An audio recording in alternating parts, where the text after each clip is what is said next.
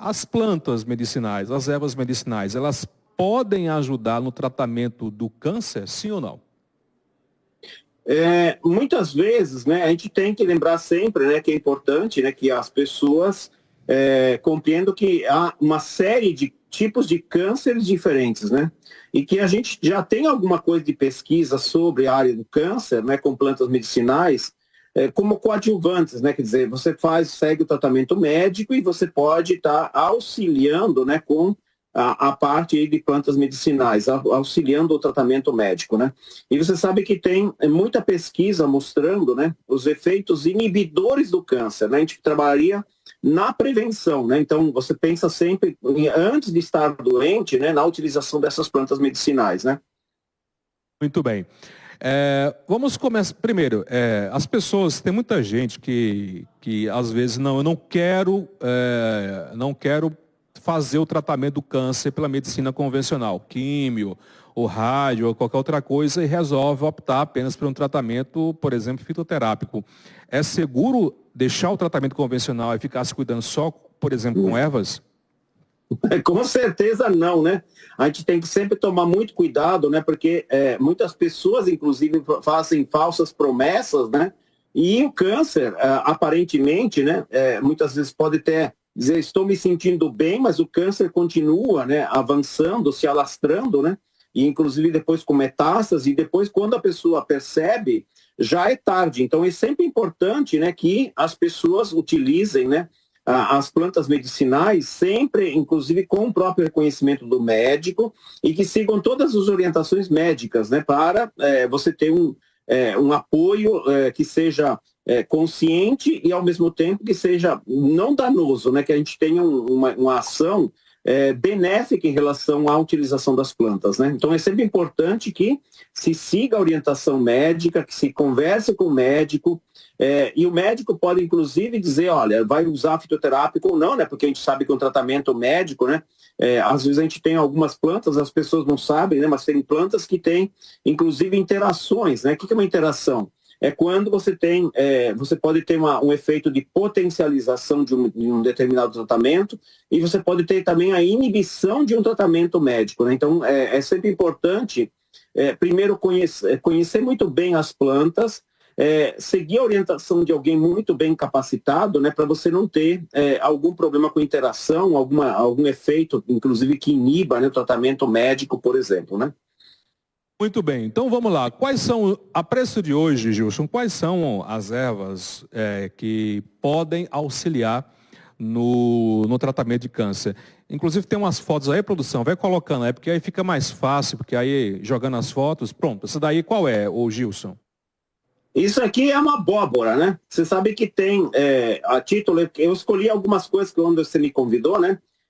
Algumas coisas que eu pensei em auxiliar, né? Só para a gente demonstrar, né, como que é importante o conhecimento. Você sabe que essa é a abóbora, né? Que vocês aí no norte, no nordeste, vocês chamam de girimum, né? Não é isso? Isso, exatamente. Então, as sementes da abóbora, né? A semente da abóbora é muito interessante, né? Ela possui várias substâncias, mas em especial eu vou destacar alguma substância chamada curcubitacinas, né? Porque as curcubitacées é a família das abóboras, né? Do pepino, do melão, né? Então são as curcubitacées. Elas possuem curcubitacinas, né? Que são substâncias que ajudam, né, a inibir uma enzima chamada 5-alfa-redutase, e que ela impede, né, a quebra, a transformação da testosterona em dehidrotestosterona. Então é um preventivo para câncer de próstata, né? Você sabe que o câncer de próstata em homens, né, é um dos cânceres que mais causa morte no Brasil, né? Se a gente utilizar essas substâncias, essa substância ela ajuda a prevenir a degradação da próstata, e ela auxilia, né, que não haja aquele aumento da próstata. Então tem muita pesquisa mostrando a atuação dela, inclusive, sobre a hiperplasia prostática benigna, né, que é o aumento da próstata, né? Então é uma substância que, em tese, vai ajudar muito, né, as pessoas que têm, os homens, né, que têm aí a próstata. A gente sabe que tem sempre a degradação, e que depois, com o tempo, pode se transformar em câncer, né? Então a gente vai sempre lembrar né, que a gente precisaria consumir antes, né, que acontecesse o problema, né, principalmente pessoas que têm aí a tendência, né, quer dizer, se a gente pega uma família onde o pai tem câncer de próstata, os avós tiveram câncer de próstata, né, os filhos terão uma tendência a ter também câncer de próstata, né, então podia ser consumido antes de ter o câncer, né, para auxiliar e manter a próstata saudável, né. No caso da abóbora, no caso, seria, esse auxiliar seria a semente dela. Isso, a semente dela crua, né? E você pode consumi-la normalmente, e você pode também ter a extração dela, né? Quer dizer, uma extração através do álcool, né? Para fazer uma tintura, né? As pessoas que conhecem a tintura, né? Ou fazer um extrato seco delas, né? O extrato seco já é um processo mais complicado, né? Que exige farmácia, né? Farmacêutico habilitado para fazer essa extração e fazer o extrato seco, né? A pessoa já está, se a pessoa já tiver acometida com câncer, por exemplo, de próstata, a semente não vai auxiliar muito? Não é remédio, né? Ela é um preventivo, né? Sim. A gente já tem algumas plantas, que é uma das plantas que a gente tem, eu mandei a foto para vocês, né? Que é a guaçatonga, né? A guaçatonga é uma planta que ela tem pesquisas, né, científicas que mostram. Só um instante, coloca a próxima foto, produção, que é da planta. Essa daí, é essa daí, Gilson? Isso, exatamente. Essa daí é a guaçatonga. É uma planta que dá muito aqui no sul, dá no Brasil inteiro. Provavelmente mesmo aí no Nordeste vocês têm essa planta, né? Você sabe que é uma planta que tem pesquisa científica. Isso, aí eu tenho a foto mais detalhada, né? É uma plantinha, né, chamada Casearia silvestris, né? É uma planta que ela inibe, né, a proliferação do câncer, né? Só que assim, tem pesquisas, não é todos os cânceres que ela inibe, né? Foram feitas pesquisas com alguns tipos de cânceres, né? Então ela ajuda a inibir a proliferação do câncer, quer dizer, ajuda a inibir a metástase, né? E ela é uma das plantas que a gente utiliza muito quando as pessoas têm cânceres, né? Para auxiliar, né? Então pode ser usada lá em forma de chá, né? Ou em forma de tintura. Muitas vezes o médico vai pedir que não seja consumido nada de álcool, né? Então a gente vai ter que apelar para o chá, né? O famoso chazinho lá da guaçatonga, né? Então é uma planta que ajuda bastante. E a gente já teve muitos casos assim que a gente acompanhou, né? De sucesso. Claro, segue toda a orientação médica, todo o tratamento médico. A gente não pode afirmar que foi a guaçatonga que curou, mas a gente acompanhou muitos casos onde a gente teve aí sucesso com o câncer, né? Então, é uma plantinha que você pode estar utilizando, né? Com tratamento aí auxiliar, né? No tratamento do câncer, né? Coloca a próxima foto, produção, porque aí o Gilson vai falando de acordo com as imagens. Pronto, tá aí. Isso. Cúrcuma. Isso, a cúrcuma longa, o açafrão da terra, né? Essa planta, ela é muito rica, Caliel, em curcuminoides, né? Os curcuminoides é esse pigmento amarelado, né? Curco quer dizer amarelo, oides quer dizer similar a gente tem um curcuminoide muito famoso, né? Que é a curcumina, né? E a curcumina, ela é um grande antioxidante, um grande anti-inflamatório. Então, a gente geralmente sabe, né, que o câncer, né, ele parte por questões de degeneração. Então a gente tem inflamações, né, então, e alterações do DNA através das radicais livres, né.